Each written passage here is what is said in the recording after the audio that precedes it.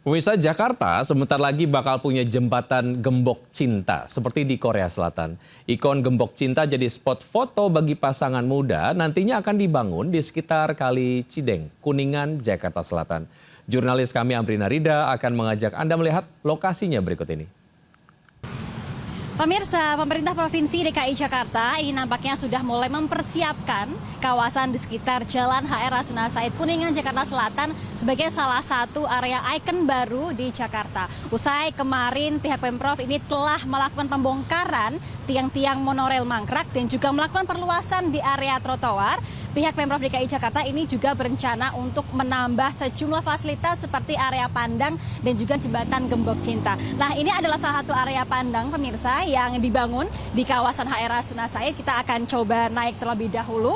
Dan pemirsa, di kawasan sekitar sinilah juga nanti rencananya akan dibangun jembatan gembok cinta yang berdiri di atas Sungai Cideng. Nah, pemirsa, jembatan gembok cinta sesuai dengan namanya ini nanti akan dibangun di sekitar area tempat kami laporkan saat ini, depan gedung KPK, yang mana sesuai namanya jembatan gembok cinta tersebut ini nantinya dapat menjadi salah satu tempat bagi para pasangan untuk memasang gembok-gembok cinta layaknya destinasi-destinasi wisata di luar negeri. Dan dengan adanya jembatan gembok cinta yang akan dibangun di atas Sungai Cideng ini diharapkan mampu membuat kawasan HR Rasuna Said ini menjadi salah satu destinasi wisata di kota Jakarta. Kalau kita lihat juga pemirsa, revitalisasi secara keseluruhan di kawasan Jalan HR Rasuna Said ini memakan biaya hingga 91 miliar rupiah pemirsa.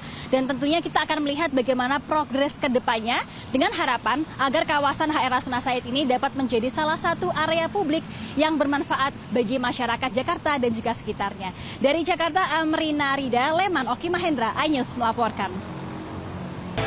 Halo pemirsa, selamat siang. Saya Wiki Adrian. Inilah seputar iNews siang. Pemirsa, akibat mesin mati, kapal motor Makmur Jaya yang membawa 150 penumpang terombang-ambing di tengah laut hingga dihantam gelombang dan kandas di Pulau Pari, Kepulauan Seribu, Jakarta. Evakuasi pun berjalan dramatis hingga viral.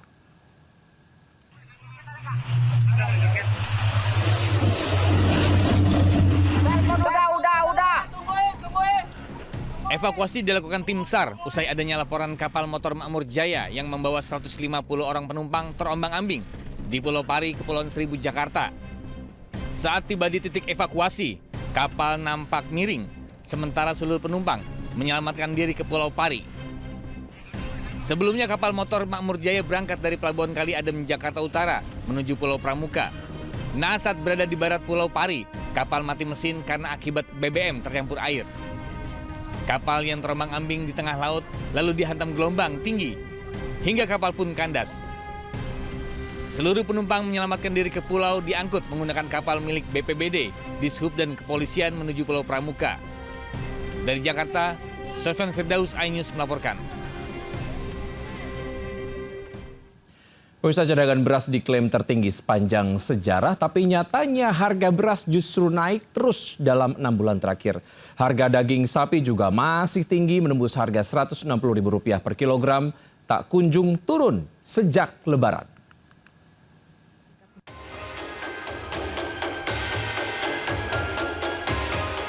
Cadangan beras Indonesia diklaim tertinggi sepanjang sejarah, tapi warga justru merasakan beli beras makin mahal.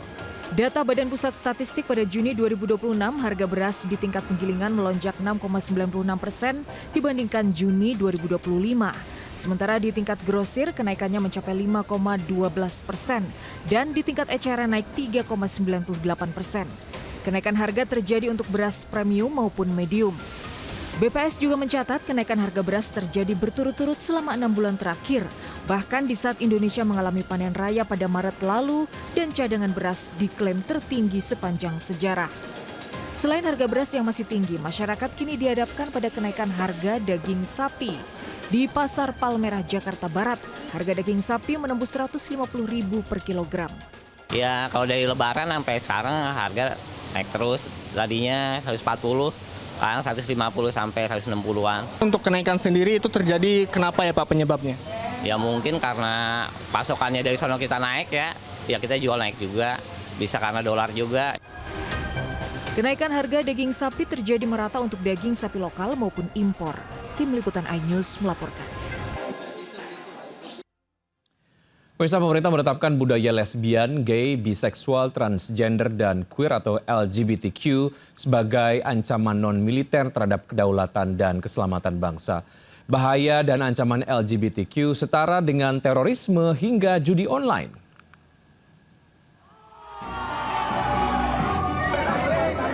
Pemerintah menetapkan penyebaran budaya lesbian, gay, biseksual, transgender, dan queer atau LGBTQ termasuk dalam ancaman non-militer berdimensi sosial, budaya, dan ideologi.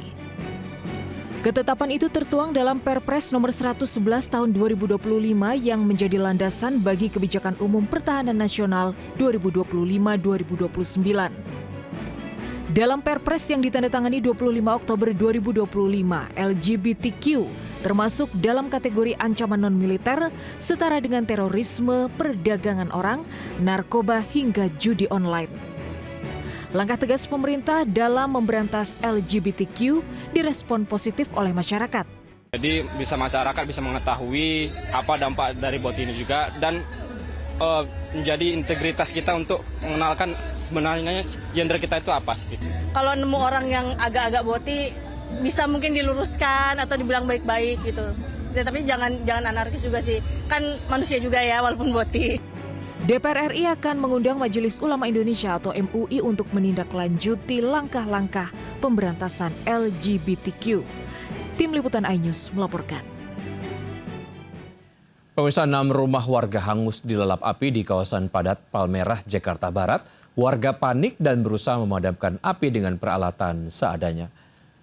Kobaran api cepat membesar di tengah kawasan permukiman padat dekat TPU Kemanggisan, Pulau Jakarta Barat tadi malam. Sejumlah warga panik dan berusaha memadamkan api agar tidak merembet ke bangunan lainnya. Namun akibat banyaknya bahan mudah terbakar, api cepat merembet hingga melalap 6 rumah warga yang bersebelahan.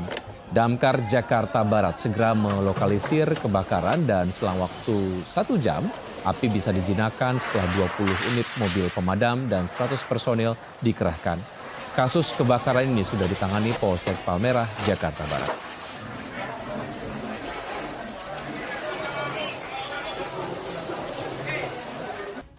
Seorang mahasiswi dilaporkan hilang misterius setelah pamit berangkat kuliah. Hingga memasuki hari ke-7, keberadaannya masih belum diketahui dan keluarga masih terus mencari. Kabar hilangnya Nadira Azahra, mahasiswa semester 2 Universitas di Bandung, viral di media sosial. Ia dilaporkan hilang setelah pamit berangkat ke kampus pada 30 Juni 2026 dan hingga kini belum pulang. Pihak keluarga menyebut nomor telepon dan akun media sosial Nadira tidak dapat dihubungi. Nadira bahkan keluar dari semua grup chat WA. Temui jalan buntu, keluarga memutuskan untuk membuat laporan ke polisi.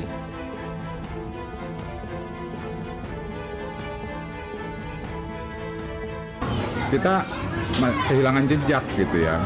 Kita kehilangan jejak, dia keluar kampus jam berapa, kapan, kemana, sama siapa, pakai apa, kita belum tahu. Jadi kami semakin khawatir, semakin cemas. Pemirsa, viral seorang nenek penjual labu di Jombang, Jawa Timur ditagih utang bank hingga 70 juta rupiah, bengkak dari pinjaman awal 500 ribu rupiah. Namun pihak bank membantah dan menyebut tagihan utang sesuai nominal pinjaman.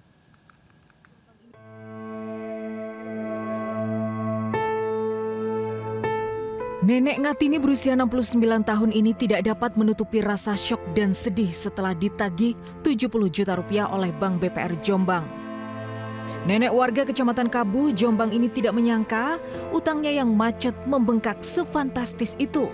Lantaran awalnya ia mengaku hanya meminjam uang ke bank sebesar 500 ribu rupiah. Selain utangnya sendiri, ia juga harus menghadapi utang suaminya 70 juta, bengkak dari pinjaman awal 25 juta.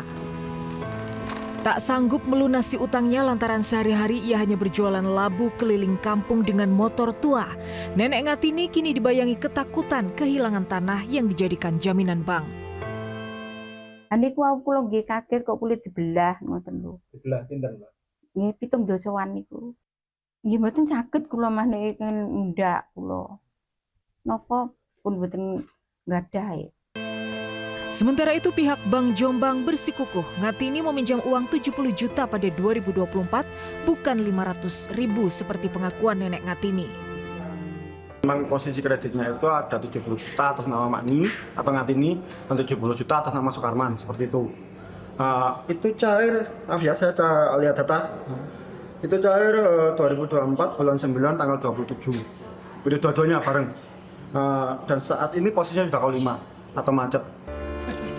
Anggota DPRD Jombang mendatangi rumah nenek Ngatini untuk membantu mediasi dengan Bank Jombang dalam penyelesaian utang. Dari Jombang, Jawa Timur, Muhtar Bagus, iNews melaporkan.